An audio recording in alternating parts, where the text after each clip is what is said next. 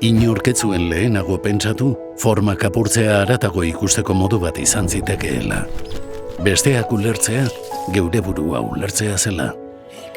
Lau akordek mundua alda zezaketela. Hortzi mugalerroa, zirkulu batean itxi zitekeela. Edo argia, ikusezinetik ere etor zitekeela.